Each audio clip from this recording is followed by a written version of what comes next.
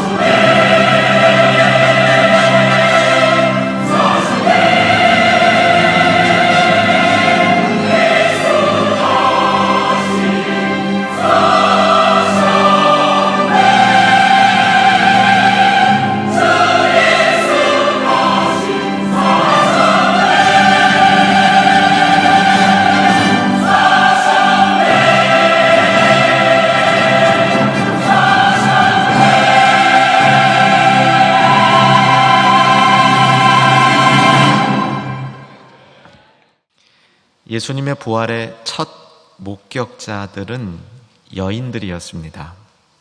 여러분 그 이유를 아시죠?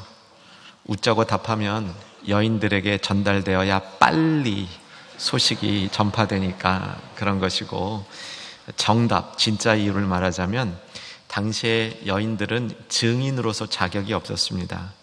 증인 적격이 없는 사람들을 우리 주님이 사용하신 것도 또 하나의 방법이죠. 증인 적격이 안 되는 사람들이 증언했는데 그 증언이 진짜인 겁니다. 그 안에 놀라운 힘이 있기 때문에 우리 주님께서는 여인들을 첫 부활의 목격자요 증인으로 부르신 겁니다. 1절에 보면 3명의 여인들의 이름이 등장하죠. 막달라 마리아, 야고보의 어머니 마리아, 또 살로메, 어쩌면 3명보다 좀 더 그 당시에 있었던 여인들의 수가 더 될 수도 있습니다. 이들은 향품을 준비해서 예수님 무덤으로, 그러니까 부활한 날, 안식 후 첫날, 주일이죠. 주일날 아침 일찍이 해가 돋을 무렵에 기다렸다는 듯이 향품을 준비해서 예수님 무덤으로 갑니다. 향품이 사실은 필요 없습니다. 예수님이 이미 돌아가신 지 시간이 꽤 지나서 이 향품은 의미 없는 그런 물건인데도 이들은 그것을 준비하고 간 겁니다. 왜 그렇게까지 할 필요가 있었을까? 그렇게 하고 싶었습니다. 그렇게까지 할 필요가 없는 일이었는데 그렇게 하고 싶었습니다. 이것이 아름다운 마음이고 이것이 헌신입니다. 고난주간 특별 새벽기도 첫 시간에 향유옥합 깨뜨린 여인 말씀 나누었는데, 이 여인 향유옥합 깨뜨릴 때 제법 비쌌잖아요. 보통 사람이 1년 벌 수 있는 비용이었잖아요. 그것 깨뜨릴 때 주변의 사람들이 낭비한다라고 이 여인을 어렵게 했습니다. 이 여인이 이렇게 답했을 겁니다.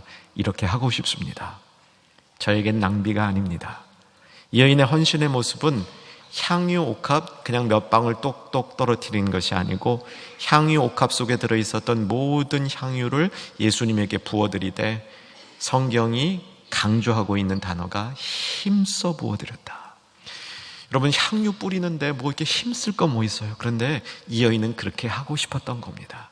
힘써서 예수님을 위하여 향유를 발라드리고 싶었던 것이죠. 그 몸 위한 장례 절차였던 것이죠. 옥합 깨뜨린 여인의 마음이 오늘 본문 처음 등장하는 이 무덤가를 찾아간 여인들, 지난 성금요일 말씀에서 멀리서 십자가를 바라보았던 바로 그 여인들입니다. 그 여인들의 마음 가운데 담겨 있는 것이죠. 이 여인들은 멀리서 예수님이 장사 지내는 모습을 보면서 무덤 위치를 확인해 두었습니다. 15장 47절에 보면 이 여인들이 예수님이 어디에 묻혔는지를 확인해 두었다라는 기록이 있습니다.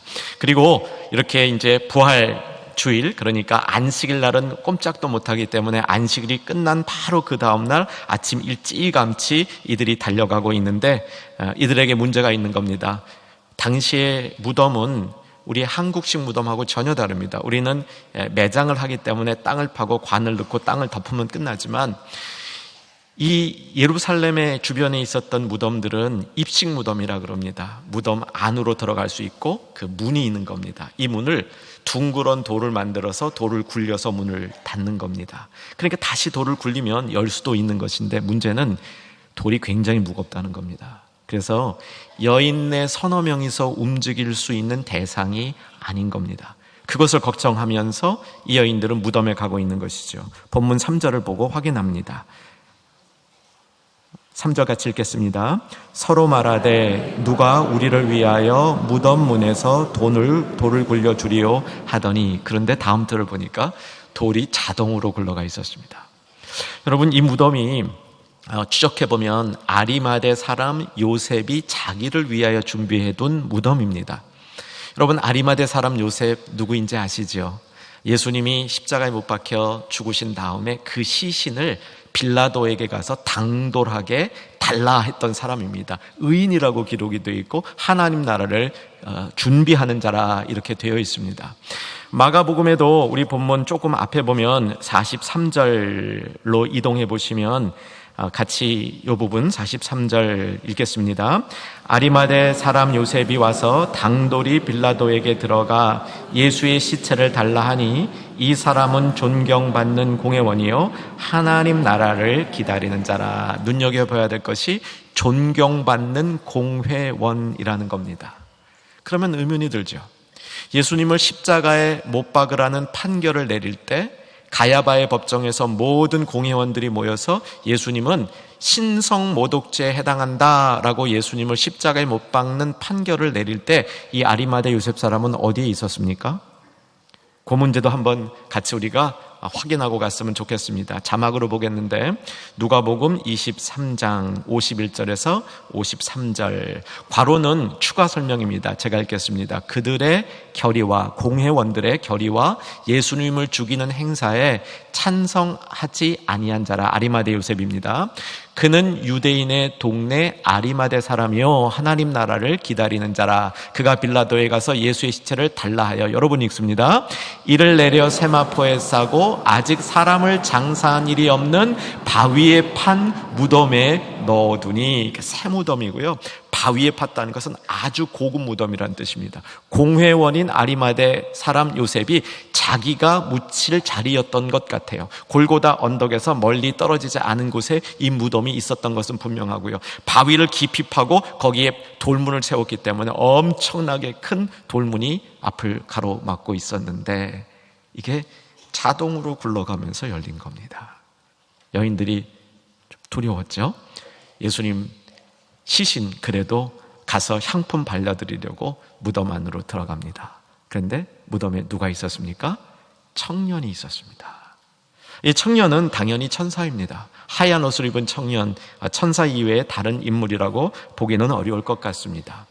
그런데 왜 청년이라고 그랬을지 그건 저도 잘 모르겠습니다. 근데 그게 중요한 건 아니고요, 천사의 역할이 중요합니다. 여러분, 천사의 역할이 뭐죠? 하나님의 뜻을 전달하는 자들입니다.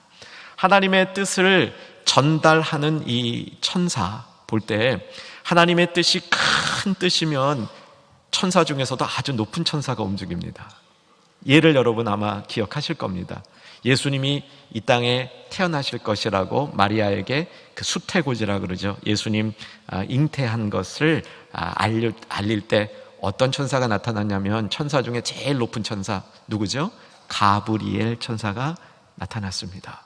근데 예수님이 부활하셨다는 사실을 알리는 것도 예수님의 수태고지만큼 중요한 일이니까 그 정도 급의 천사가 나타났을 것 같아요. 그 천사를 본문에서는 청년 천사다 이렇게 설명을 하는 겁니다. 당연히 우리가 관심을 가져야 될 것은 천사가 청년의 모습을 갖고 있었는가 이런 것이 아니라 이 천사가 전달하고 있는 하나님의 뜻이 뭔가, 여기에 관심을 가져야 되죠. 자, 성경을 보고 확인합니다. 마가복음 16장을 본문으로 오셔서 6절입니다. 6절에 눈을 기울여 주시는데, 눈을 고정해 주시는데 거꾸로 읽을 겁니다. 천사가 3마디를 했거든요. 3마디 한 것을 거꾸로 보면, 보라, 그를, 예수님의 시체를 두었던 곳이니라. 여기 계시지 아니한다. 그리고 선포합니다. 그가 살아나셨다. 이게 논리구조입니다. 그런데 천사는 제일 중요한 얘기 먼저 하는 겁니다. 그가 살아나셨다. 여기 계시지 아니하다. 그가 계시던 곳을 보라, 비었다. 이렇게 말씀하시는 겁니다. 여러분, 부활주일의 메시지가 뭡니까? 부활의 메시지가 뭡니까? 그가 살아나셨다. 여러분, 인사로 이미 고백한 겁니다. 자, 이제 뜻을 알았으니까 부활의 메시지 우리 한번 힘차게 외쳤으면 좋겠습니다. 그가 살아나셨다. 한 번 더. 그가 살아나셨다. 아멘. 이게 부활의 메시지입니다. 여러분, 이 메시지를 우리의 가슴 속에, 삶 속에, 심령 속에 담고 있는 것이 부활을 확인하고 있는 성도들의 가장 기본적인 자세가 되는 거죠. 그가 살아나셨다. 대단한 겁니다. 그가 살아나셨다. 왜냐하면 이 이전까지 살아난 사람이 없어요. 죽음을 경험하지 않고 하나님 앞에 간 사람은 있었습니다. 그런데 죽었다가 살아난 사람은 없었던 겁니다. 그것도 예수님처럼 만신창이가 되어서 십자가에 달리신 그 예수님의 모습을 볼 때 누구도 그 예수님이 다시 살 거라는 생각조차 못하던 모습으로 돌아가셨는데 살아나신 겁니다. 이게 부활의 메시지입니다. 그가 살아나셨다. 그런데 오늘 본문에 이어지는 얘기는 이렇게 놀라운 부활의 메시지가 과연 전달될 수 있을까 하는 의문입니다. 자, 8절을 보시면 이 부활의 메시지를 들은 여인들의 모습을 확인할 수 있습니다. 읽겠습니다. 여자들이 몹시 놀라 떨며 나와 무덤에서 도망하고 무서워하여 아무에게 아무 말도 하지 못하더라. 무서워 떨고 있는 겁니다. 과연 이 여인들이 조금 전에 이 청년 천사가 한 얘기를 만방에 알려야 되는데 그 일을 할 수 있을까? 의문점을 딱 만들고 있는 것이 오늘 본문의 마지막입니다. 열어놓은 거죠. 그리고 9절에서 또 다른 이야기가 전개되고 있는데 9절에 보면 그 세 여인 중에 하나였던 막달라 마리아가 다시 예수님을 만나보고 10절에 보니까 예수님과 함께하던 제자들에게 열심히 그 일을 알리는데 11절을 보니까 제자들이 의심하고 있는 겁니다. 여기는 아마 11제자를 말하는 거죠. 11제자가 믿지 못하고 있는 겁니다. 여러분, 두 가지 현상을 발견하죠. 예수님의 부활에 대해서 두려워서 말 못하는 사람, 듣고 의심하는 사람, 요 두 현상이 제자들의 모습인 거죠. 자, 12절에 가서 내용은 지속되고 있습니다. 두 제자들이 걸어서 여행하는 중에 예수님이 그들에게 나타납니다. 이것은 누가복음에 나타나는 엠마오길의 두 제자 이야기와 동일한 것이죠. 이들이 돌아가서 다른 제자들에게 얘기하지만 13절 같이 읽겠습니다. 두 사람이 가서 남은 제자들에게 알리었으되 역시 믿지 아니하느니라. 14절로 이동해 보면요, 예수님이 답답하셨습니다. 그래서 직접 해결하세요. 14절에 보니까 예수님이 직접 나타나셔서 듣고도 믿지 아니하는 제자들을 꾸짖어서 그들에게 믿음을 주는 장면이죠. 사랑하는 여러분, 부활의 이 메시지는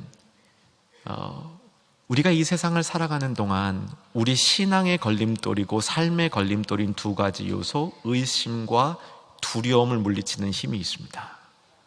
여러분, 부활의 메시지가 내 안에 있는 의심과 두려움 때문에 막히지 않기를 소망합니다. 우리들이 부활을 믿는 것 같아요. 제가 여러분 이제 수준을 조금 파악했습니다. 2년 여러분하고 같이 말씀을 나누다 보니까 여러분의 상태를 조금 파악을 했는데 제가 거의 확신해요. 여러분 부활 믿으시죠? 그러면 다 아멘 하실 거예요. 근데 정말 부활을 내가 알고 내가 부활을 믿습니까? 할 때 아멘 하면 그래도 속이 좀 시원하잖아요. 그리고 좀 이렇게 뭔가 이렇게 이 죽은 다음에 일이 해결될 것 같은 막연한 희망이 있잖아요. 그래서 부활을 우리가 받아들이는 건 어렵지 않아요. 교회 밖에 있는 사람은 굉장히 힘들어요. 부활을 받아들인다는 게. 근데 교회 안에 있는 사람들은 부활을 받아들이는 건 어렵지 않아요. 뭐가 어렵냐면 부활을 의심 없이 받아들이는 게 어렵습니다. 부활을 의심 없이 받아들인다는 것은 무엇이냐면 부활이 정말 내 삶의 일부가 되는 겁니다. 부활의 능력이 내 삶 속으로 나타나는 그 일이 어려운 겁니다. 여러분 사랑하는 충현의 가족들, 오늘 이 문제 해결하시기를 주 안에서 소망합니다. 부활이 예수님이 부활하셨다는 역사적 사건이면서 동시에 내 삶으로 파고들어서 내 삶 속에서 부활의 영향력이, 부활의 능력이 나타나는 삶이 되기를 주의 이름으로 축원합니다. 그렇게 되면 두려움이 없어요. 여러분 삶에 두려움이 있다는 것은 부활의 능력이 약화되어 있다는 겁니다. 부활의 능력이 우리 안에 있으면, 부활에 대한 의심이 없으면 여러분 부활할 때인데 부활할 사람이 이 세상에 뭐가 두렵습니까? 여러분 당시에 로마에는요, 어떤 로마 문화는 어떤 문화냐면 로마의 문화는 죽음을 자주 다루는 문화였습니다. 그래서 조금 이렇게 사람들이 대화를 하다가도 참 우리 얼마 있으면 죽을 테인데 이런 얘기들을 많이 하는 거예요. 젊은 사람이다, 늙은 사람이다. 그 이유는 뭐냐면 로마의 철학이 발달하고 로마의 많은 문화가 발달했지만 결국 죽음의 문제는 어떤 철학과 가르침과 사상도 해결하지 못했다. 그걸 보여주는 겁니다. 근데 요즘 문화는 어떤지 아세요? 죽음 얘기하는 걸 회피하는 거예요. 다 맞이할 건데 그걸 맞이하는 게 두려워서 그런 겁니다. 그래서 대화를 안 하는 겁니다. 그래서 가끔 우리는 누가 돌아가셨다고 해서 상갓집에 가면 그때 조금 자극을 받는 거야. 아, 그렇지, 다 죽는 거지, 이렇게 자극을 받는 겁니다. 이 시대의 문화는 죽음을 망각시키고 살아가는 그런 문화 구조를 오랫동안 만들어 놓은 겁니다. 저는 로마 시대 문화가 오히려 나은 것 같아요. 사랑하는 여러분, 그런데 성경은 그 로마 시대 때 그 사람들에게 죽음을 물리친 부활이 있다고 가르치는 겁니다. 그래서 그때 부활의 메시지는 훨씬 더 특이하고 강렬한 겁니다. 그래서 믿어지지 않는 사람이 많았던 거예요. 우리 시대처럼 부활 그러면 적어도 교회 다니는 사람은 그래 그거 있지 아멘 해놓고 부활의 참 능력이 우리 가운데 나타나지 않는 것, 계속 의심하면서 계속 두려운 삶을 살고 있는 것, 이것이 문제라는 겁니다. 사랑하는 여러분, 우리 충영교회가 전통이 있는 교회입니다. 저는 이 전통이 매력이 있는 전통이 되기를 주 안에서 소망하며 그렇게 되기를 간절히 기도하고 있습니다. 여러분, 그 매력이 있는 전통이라는 게 뭔지 아세요? 우리 사랑하는 우리 충현의 가족, 특별히 신앙생활을 깊게 하는 우리 성도님들의 삶 가운데 부활이 확증되는 겁니다. 부활이 그 사람 속에 있는 것이 드러나는 겁니다. 제가 처음 은혜를 받을 때, 제가 은혜를 하나님께로부터 받을 때 옆에서 굉장히 도와주신 분이 있어요. 누구냐면 돌아가신 저희 어머니세요. 어머니에게 일어난 변화가 제 안에 하나님의 살아계심을 이렇게 확증시켜 주는데 뭐냐면 그의 삶 속에서 이 부활의 능력이, 부활의 의미가 어머니 삶 속에 보이는 거예요. 그래서 그걸 보면서 아, 부활이 저런 거구나 하고 제가 신학을 공부하고 저의 신앙을 계속 키우는 가운데 맞구나, 이거구나, 제가 확증이 되는 겁니다. 여러분, 부활의 증인이라는 건 뭐냐면 같이 신앙생활하는 사람들에게 내가 속에 있는 부활의 능력이 이런 거구나 하고 보여주는 겁니다. 우리에게 필요한 것은 부활 믿습니까 하면 아멘 하는 그 신앙을 넘어서서 그 위에 부활이 내 삶 속에 능력으로 나타나는 신앙이 되어야 되는 줄로 믿습니다. 오늘 여러분 그렇게 되실 줄 믿습니다. 부활의 메시지가 저와 여러분을 그렇게 바꿀 줄 믿습니다. 여러분, 예수 살아나셨다 이 말이, 그가 살아나셨다 이 말은 원어로 보게 되면 수동태인데 이 수동태의 의미는 뭐냐면 하나님께서 그를 살아나게 하셨다 이겁니다. 그래서 그 자리에 안 계시다는 거예요. 살아나셨기 때문에 움직인다는 거예요. 오늘 본문이 얘기하는 것은 그 자리에 안 계시지 않느냐, 이걸 증명했잖아요. 예수님은 무덤에 머물러 계신 것이 아니라 무덤에서 나와서 움직이시는 겁니다. 어디로 가셨을까요? 무덤에서 나오신 예수님은 어디로 가셨을까요? 하늘 보좌 가셨죠. 이 말씀을 한번 통해서 확인합니다. 우리 다시 앞으로 이동하는데 고난주간 동안에 나눴던 말씀이에요. 고난주간 동안에 나눴던 말씀, 마가복음 14장 61절과 62절로 갈 테인데, 고난주간 새벽기도의 말씀을 전하면서 저는 이 말씀 전하는 것이 제일 힘들었습니다. 그만큼 중요하고 그만큼 의미 있는 말씀이기 때문에 그랬던 것 같아요. 예수님이 가야바 법정에서 심판을 받을 때 대제사장이 예수님을 신성모독으로 몰아가려고 이 꾀를 부리는 거죠. 그래서 예수님에게 질문하는 겁니다. 내가 찬송받을 이의 아들 그리스도냐? 61절 끝부분입니다. 내가 찬송받을 이의 아들 그리스도냐? 찬송받을이라는 말은 하나님의라고 같은 말이에요. 그렇지만 유대인들은 하나님이라는 단어조차 입에 올리는 것을 불경스럽게 생각하기 때문에 말을 바꾼 겁니다. 찬송받으실 만한 이에, 다른 영어 번역에 보면 복된 이에 이렇게 번역 가능한 겁니다. 복된 이에. 여러분, 이 복되다는 말이 참 멋진 말입니다. 이 복된 것은 찬송의 극치예요. 그래서 네가 찬송받을 이에 하나님의 아들이냐라고 물었을 때 62절에 예수님이 뭐라고 답했냐면 같이 읽습니다. 예수께서 이르시되 내가 그니라, 인자가 권능의 우편에 앉는 것과 하늘 구름을 타고 오는 것을 너희가 보리라. 하나님 우편에서 통치하시고 다시 이 땅에 재림하실 예수님을 선포한 게, 그가 사셨습니다. 이 얘기는 뭐냐면 그가 지금 하늘 보좌 위에서 통치하고 계십니다. 그 예수님은 다시 이 땅에 오실 것입니다. 이 믿는 믿음이 같이 있는 겁니다. 분리될 수 없는 겁니다. 그래서 사신 예수님 부활하셨습니다 라고 우리가 그것을 선포할 때에는 예수님이 지금 통치하고 계시고 다시 오실 예수님에 대한 믿음이 있는 거죠. 그럴 때 우리 삶에 의심과 두려움이 없어지는 겁니다.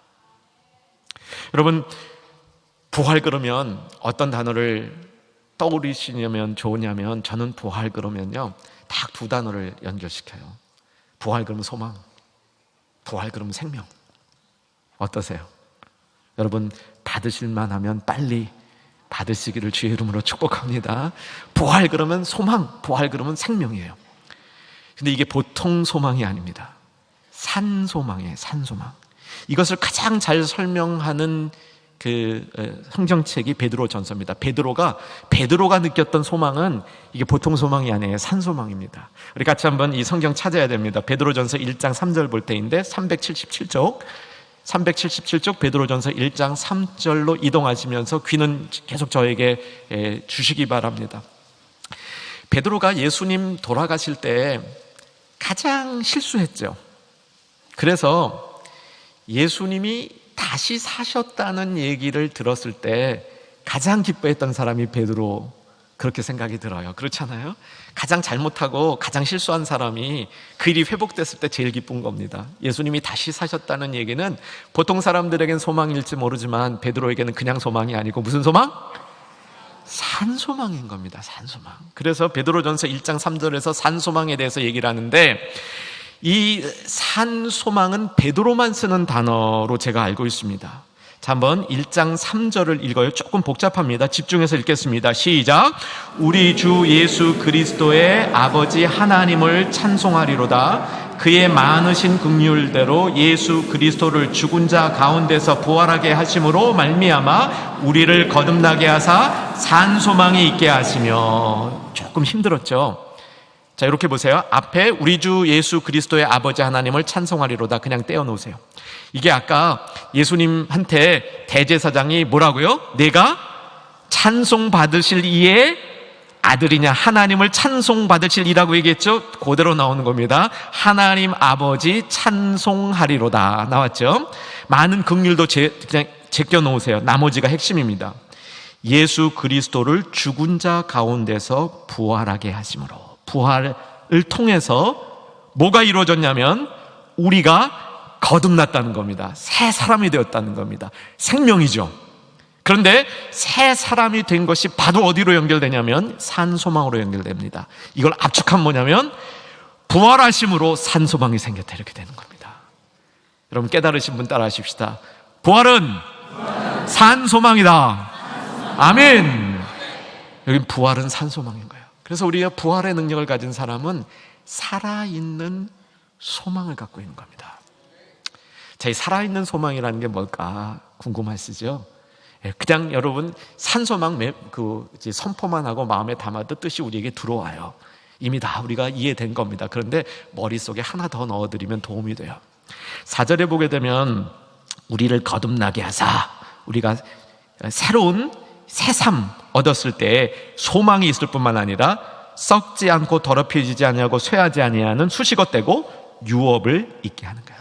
여러분 산소망은 뭐냐면 유업을 있게 하는 겁니다. 그래서 이 산소망이 있으면 유업이 이어져 나가요. 끊이지 않아요. 그래서 이 산소망이 우리에게 힘이 되고 능력이 되는 겁니다. 의심 없이 부활의 의미, 능력을 믿는 자에게 이 땅을 살아가는 동안 두려움이 없어지는 줄로 믿으시기 바랍니다. 우리에게 자꾸 두려움이 오는 건 부활의 능력, 부활해 준 산소망, 이것이 우리 가운데 약해졌기 때문이죠. 두 번째, 부활의 메시지는 선교의 메시지입니다. 부활이 우리에게 메시지로 전달되어질 때 그 핵심은 예수 증인되라는 거예요. 예수 증인되는 일에 누구도 어떤 힘도 못 막는다는 겁니다. 그래서 땅 끝까지 이르러 내 증인이 되리라. 이 말씀이 부활의 맥락에서 나타나는 겁니다. 자, 확인해 보십시다. 청년 천사가 하는 일 뭐라고요? 하나님의 뜻을 전달하는 겁니다. 그 뜻 전달의 첫째, 그가 살아나셨다. 그 자리에 계시지 않는다. 그 자리에 머물러 계실 수 없다. 이동하신다. 움직이신다. 말씀한 거죠. 그 다음에 추가 메시지를 줬습니다. 다시 오늘 본문으로 돌아와 보시면 7절입니다. 7절에 청년 천사가 준 추가 메시지가 있습니다. 같이 읽으면서 확인합니다. 가서 그의 제자들과 베드로에게 이르기를 예수께서 너희보다 먼저 갈릴리로 가시사 전에 너희에게 말씀하신 대로 너희가 거기서 배우리라 하라 하신지라. 갈릴리에서 보자 라는 얘기예요. 사실 이 얘기는 예수님이 이미 제자들에게 직접 하신 얘기를 천사가 확인해 준 것뿐이지 이 천사가 처음 한 얘기는 아니었습니다. 예수님이 제자들과 만찬을 하시면서 이제 때가 되어서 고난을 당하시기 전에 내가 이제 떠나는데 갈릴리에서 보자 그러고 떠나요. 자, 갈릴리에서 보자. 그럼 딱 떠오르는 성경 구절이 있지 않아요? 마태복음 끝부분. 마태복음 끝부분. 마태복음 끝부분으로 이동해 보시기 바랍니다. 자, 갈릴리로 가는 마음으로 이동하시기 바랍니다. 마태복음 제일 끝부분 보셔서 28장 16절로 갑니다. 마태복음 28장 16절로 가면 부활하신 예수님께서 부활의 메시지로 제자들에게 사명을 주시고 계시다는 겁니다. 28장 16절 제가 읽겠습니다. 11 제자가 갈릴리에 가서 예수께서 지시하신 산에 이르러 17절 여러분이 읽습니다. 예수를 배웠고 경배하나 아직도 의심하는 사람들이 있다. 보세요.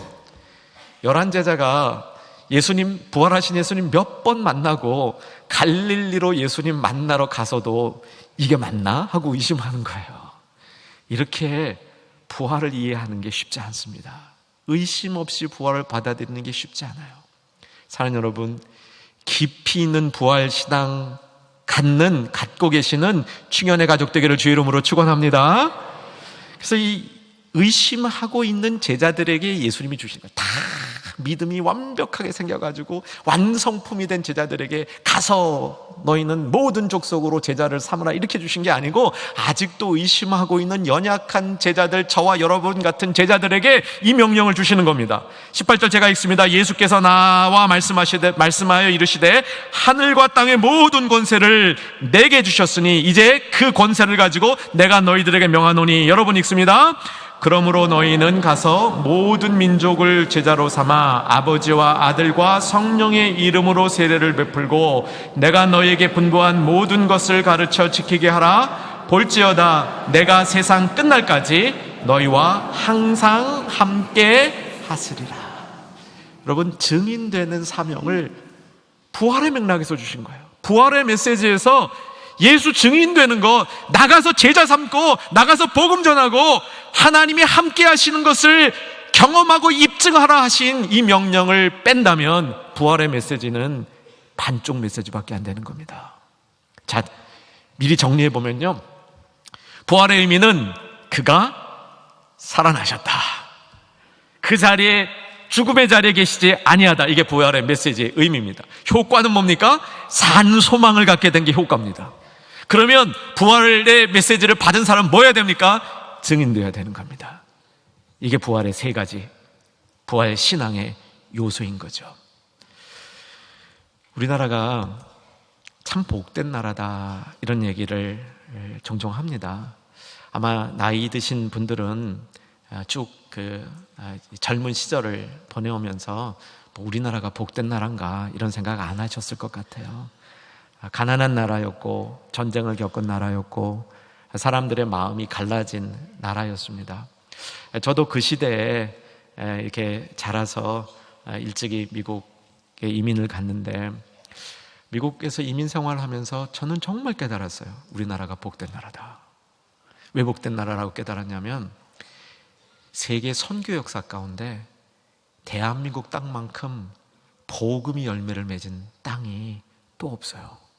선교로 인해서 복음을 전하려는 사람들에 의해서 가장 열매를 맺은 나라가 우리나라입니다. 우리나라 교회예요. 처음 우리나라에 들어오신 개신교 선교사님 1885년에 언데우드 아펜젤러 들어오신 건 아시죠? 어느 날 인천항에 도착했다고요? 부활 주일날 도착한 거예요. 언더우드가 쓴 그 조선의 마음이라는 글이 있죠.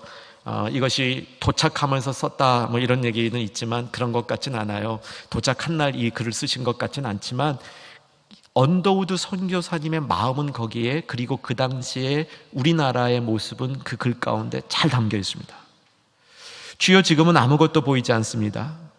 주님, 메마르고 가난한 땅, 나무 한 그루 시원하게 자라오르지 못하고 있는 땅, 그 땅에 저희들을 옮겨다 심으셨습니다. 그 멀고 넓은 태평양을 걷어왔는지 그 사실이 기적입니다. 주께서 붙잡아 뚝 떨어뜨려 놓으신 이곳, 지금은 아무것도 보이지 않습니다. 보이는 것은 고집스럽게 얼룩진 어둠뿐이며 어둠과 가난과 인습에 묶여있는 조선 사람뿐이며 그들은 왜 묶여있는지도 고통이라는 것도 모르고 있습니다. 이렇게 쭉 진행이 되죠.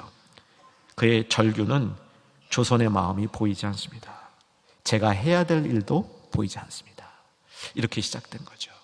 그런데 부활의 능력, 내 증인이 되라는 부활의 능력, 그 부활의 능력이 주님의 교회를 세우고 주의 사람들을 주님 앞으로 이끌어서 그 안에 생명을 불어 넣은 결과가 지금의 결과인 거죠. 사랑하는 여러분, 부활을 감사하고 부활을 기념하면서 다시 한번 우리 속에 증인되고 싶은 열정이 살아나기를 주의 안에서 소망합니다. 우리 안에도 정말 주님의 복음을 위해서, 선교와 전도를 위해서 자기 자신을 드리겠다는 확신과 결단이 일어나는 귀한 주의 복음의 사람들이 이 시간에 나타나기를 주 안에서 소망합니다. 이것이 부활의 메시지인 것이죠. 사랑하는 여러분, 부활의 메시지와 부활의 능력이 다시 한번 우리 가운데 세워질 때에 산 소망이 역사하는 그 능력이 사랑하는 주의 성도님들 가운데 나타나고, 그 산 소망의 역사하심이 우리로 하여금 예수 증인, 땅끝까지로 복음의 증인이 되는 그 결단을 새롭게 하는 복된 이 아침, 복된 예배 되기를 주의 이름으로 축원합니다.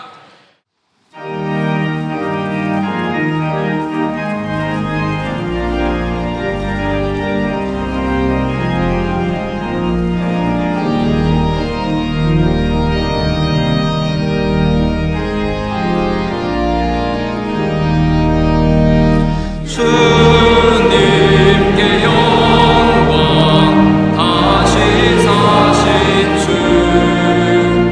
사망 권세 모든 이기시었네. 흰 옷 입은 천사 돌을 옮겼고 누르셨던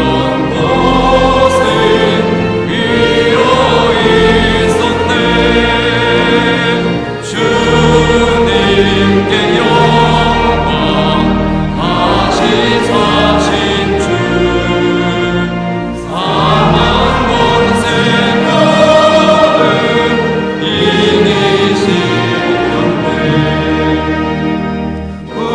부활의 주님 나타나시사 두려움과